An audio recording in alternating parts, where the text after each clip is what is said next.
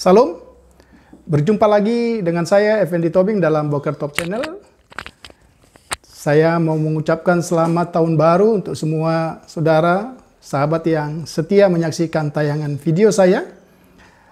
Saya mohon maaf karena dengan banyak alasan, dengan masalah teknis saya baru dapat tayang kembali pada hari ini.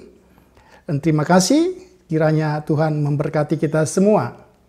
Saya ingin mengajak kita merenungkan satu kebenaran firman Tuhan dari Lukas pasal 1 ayat yang ke-68. Lukas pasal 1 ayat yang ke-68 demikian firman Tuhan. Terpujilah Tuhan Allah Israel sebab ia melawat umatnya dan membawa kelepasan baginya. Saudara yang saya kasihi dalam Tuhan Yesus Kristus, kita tahu semua bahwa apa yang saya bacakan dari teks Lukas 1 ayat yang ke-68 itu merupakan introduksi atau bagian pendahuluan dari pujian seorang Zakaria yang mendapat kasih karunia dari Tuhan dengan kelahiran seorang anak yang bernama Yohanes Pembaptis. Dan nyanyian pujian ini juga sekaligus menggambarkan bagaimana Allah melawat umatnya yang sedang berada dalam keadaan berdosa.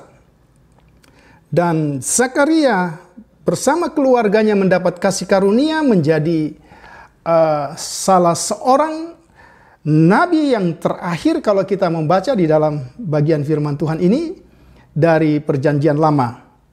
Kita akan melihat bagian pasal 1 ayat 68 dari Injil Lukas ini dengan satu tema, Allah melawat umatnya. Yang pertama yang perlu kita renungkan ialah mengapa Allah melawat umatnya. Yang kedua, bagaimana cara Allah melawat umatnya. Dan kemudian bagian yang ketiga, bagaimana respon umat Tuhan atau orang percaya terhadap lawatan Allah. Kalau kita memperhatikan pada bagian yang pertama, dikatakan terpujilah Tuhan Allah Israel sebab ia melawat umatnya dan membawa kelepasan baginya. Berarti ini satu nyanyian, satu nubuatan yang sekaligus menjelaskan apa yang Allah telah kerjakan di dalam sejarah manusia. Karena itu kita akan melihat bagaimana lawatan Allah sekaligus alasan mengapa Allah melawat manusia atau khususnya umatnya dalam Perjanjian Lama. Kalau kita membaca di dalam Kejadian pasal 3 ayat yang ke-9, ini menjadi awal di mana Allah melawat umatnya. Firman Tuhan katakan, tetapi Tuhan Allah memanggil manusia itu dan berfirman kepadanya, di manakah engkau? Itu yang tertulis dalam Kejadian pasal 3 ayat 9. Kita tahu peristiwa dalam Kejadian pasal 3 ayat 9. Ketika manusia itu telah melanggar perintah Tuhan, tidak taat terhadap perintah Tuhan, maka mereka jatuh ke dalam dosa. Dan mereka mencoba menutupi dosa mereka. Karena mereka mencoba bersembunyi dari hadapan Allah. Tetapi di sini kita juga melihat bagaimana kemurahan hati Allah yang melawat manusia yang pertama itu. Dia tidak meninggalkan manusia yang diciptakannya, tetapi dia mendatangi dan memanggil mereka dengan kalimat, di manakah engkau? Dengan demikian jelas bahwa alasan Allah melawat umatnya dalam sejarah karena manusia itu telah berdosa.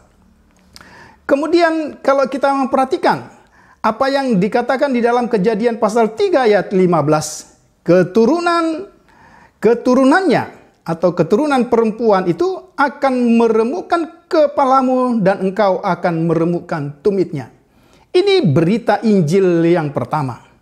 Yang ingin dikatakan bahwa ketika Allah melawat umatnya, berarti sekaligus dia juga ingin mengerjakan keselamatan bagi manusia yang telah berdosa itu.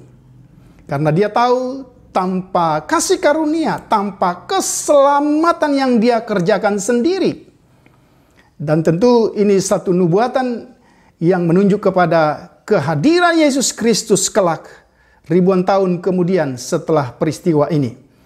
Dengan demikian saudara, maka sangat jelas mengapa Allah melawat umatnya. Dari sejarah lawatan Allah bagi umatnya kita tahu bahwa manusia sedang berada di dalam dosa.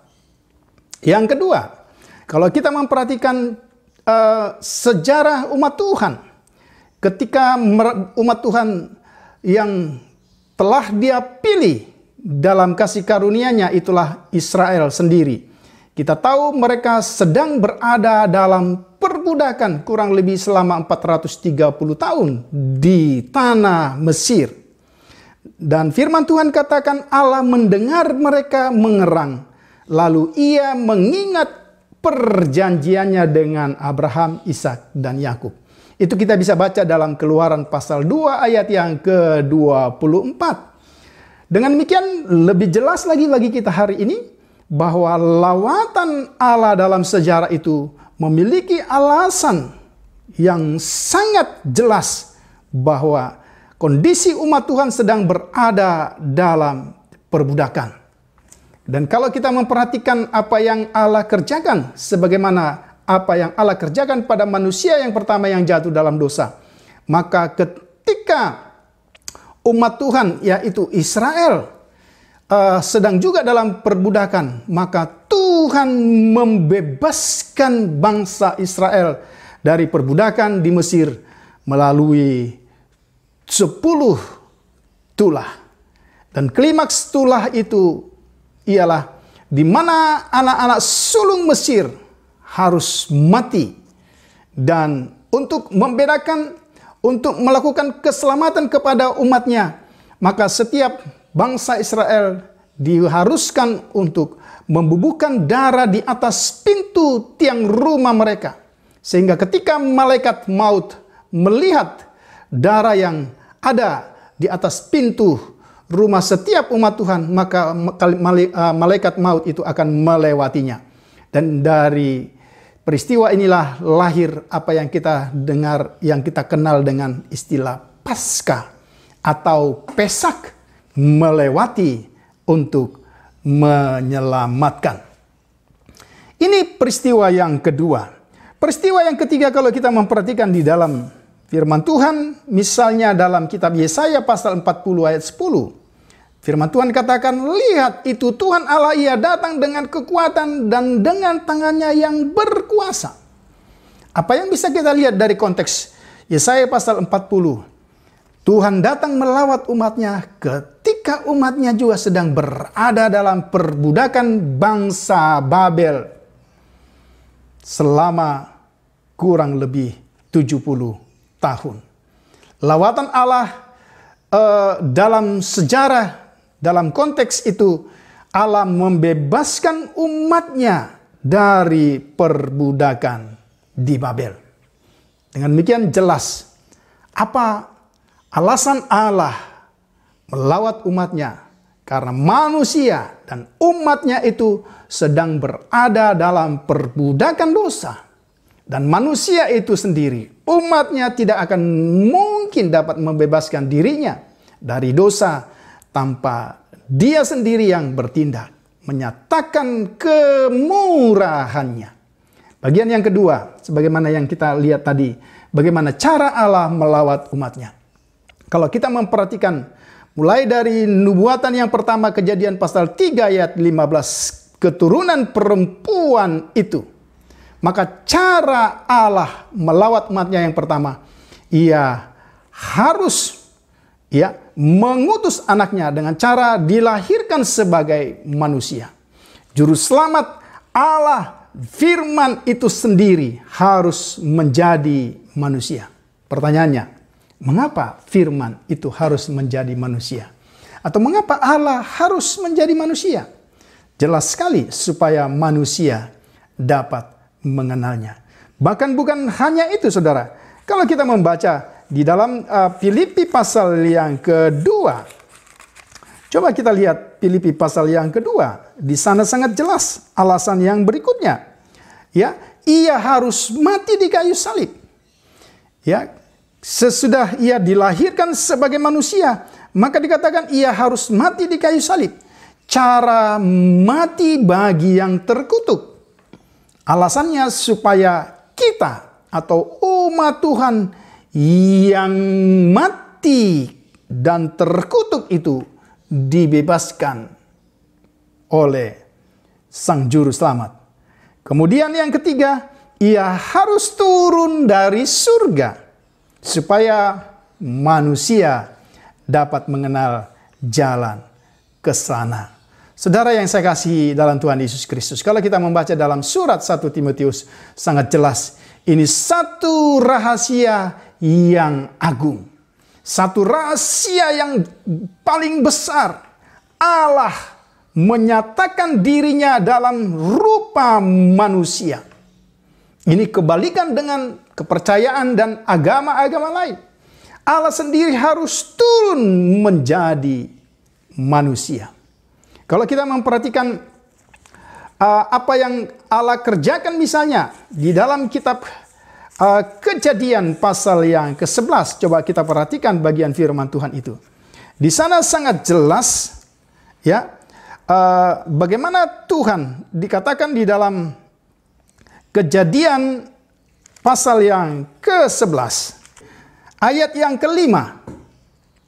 Di sana dikatakan, lalu turunlah Tuhan untuk melihat kota dan menara yang didirikan oleh anak-anak manusia itu. Apa yang ingin saya katakan? Kalau kita memperhatikan apa yang diusahakan oleh manusia untuk membangun satu bangunan sampai ke surga, sampai ke langit. Dan mereka berpikir mereka akan mencapai surga, mencapai langit. Tapi kalau kita memperhatikan istilah dikatakan lalu turun. Dalam bahasa asli dikatakan yare, turun.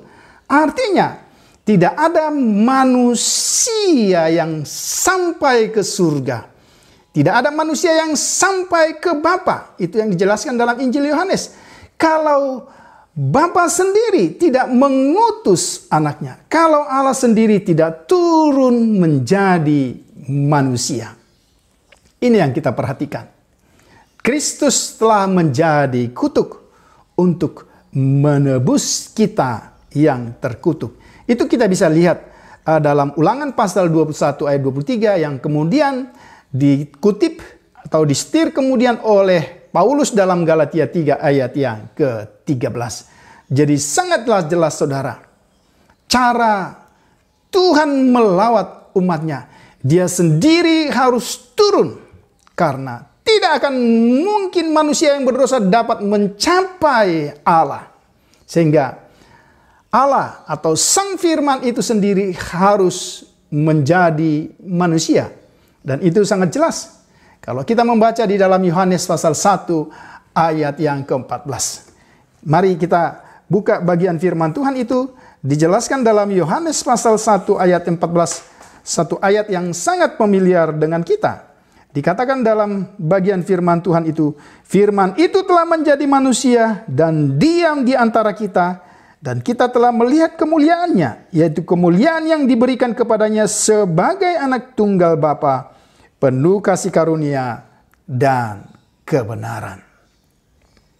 Tanpa Allah atau Sang Firman itu menjadi manusia, maka tidak seorang pun akan mendapat keselamatan. Sekarang, bagian yang ketiga dari firman Tuhan ini. Bagaimana respon terhadap lawatan umat Tuhan. Kalau kita melihat dalam perjanjian lama sangatlah jelas. Bagaimana penolakan demi penolakan, pemberontakan demi pemberontakan yang dilakukan oleh umatnya kepada Tuhan sendiri. Sehingga kalau kita memperhatikan, sangatlah tragis. Umat Tuhan yang dibebaskan dengan harga yang begitu mahal, dengan tangan Allah sendiri, tangan yang perkasa, melalui 10 tulah. Dan kemudian dipimpin Tuhan selama 40 tahun di padang gurun. Tapi Alkitab kita mencatat, hanya ada 2 orang yang masuk ke tanah perjanjian. Alasannya karena umatnya memberontak dan tidak taat terhadap Tuhan yang melawatnya dalam perbudakan. Dalam kisah kelahiran Yesus Kristus, izinkan saya untuk menjelaskan ada beberapa sikap yang kita bisa lihat.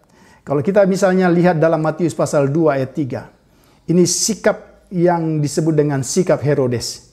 Dikatakan di sana secara literal, terganggulah ia beserta seluruh Yerusalem.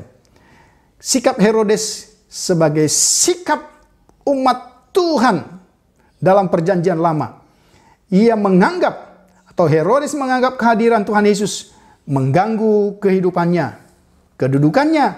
Ia menentang Tuhan Yesus dan ingin membunuhnya. Kemudian sikap yang kedua, kalau kita memperhatikan, adalah sikap para imam dan ahli Taurat. Itu bisa kita lihat. Ketika Herodes memanggil para imam dan ahli Taurat untuk menanyakan tentang kelahiran Yesus, kita bisa melihat orang yang mengetahui dengan pasti tempat dan tujuan kedatangan Kristus. Tapi kalau kita memperhatikan, ini sikap yang tidak memberi respon sama sekali. Ini sikap yang kedua. Sikap yang acuh tak acuh terhadap kehadiran Juru Selamat.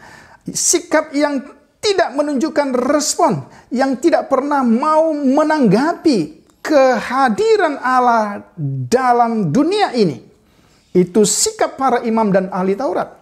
Secara logika, secara teologi, mereka tahu persis di mana Yesus akan lahir, bagaimana proses kelahirannya, dan untuk apa Sang Mesias itu lahir.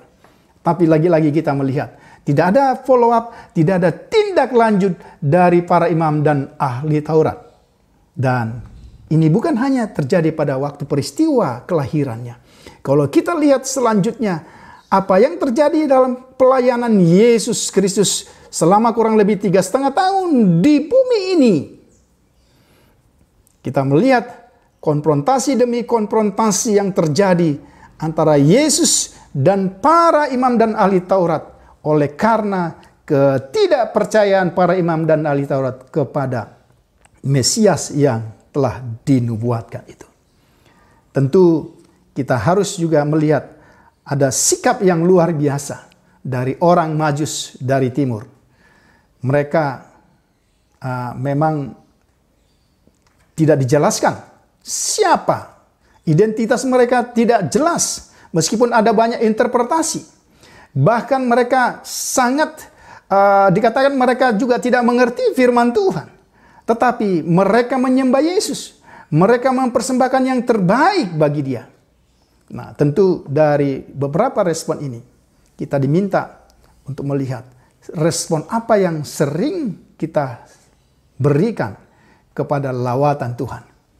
Dan kalau kita memperhatikan bagian dari Lukas pasal yang pertama, tujuan Allah melawat umatnya, di situ sangat jelas dalam Lukas pasal yang pertama ayat yang ke-68 dan seterusnya.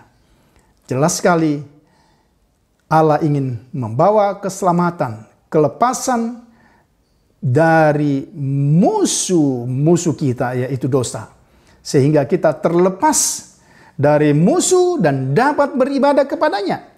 Kemudian memberikan kepada umatnya keselamatan dan akan keselamatan dari dosa-dosa mereka. Bahkan untuk mengarahkan kaki kita kepada jalan damai sejahtera. Saya berharap bagian firman Tuhan ini menjadi satu renungan bagi kita memasuki tahun yang baru. Meskipun hari ini kita telah memasuki hari yang ke-8. Tetapi tidak ada salahnya kita terus memiliki komitmen dan respon yang positif. Karena kita tahu bahwa Allah telah melawat kita, telah menyatakan kehadirannya. Immanuel, Allah bersama-sama dengan kita. Tuhan Yesus memberkati. Salam.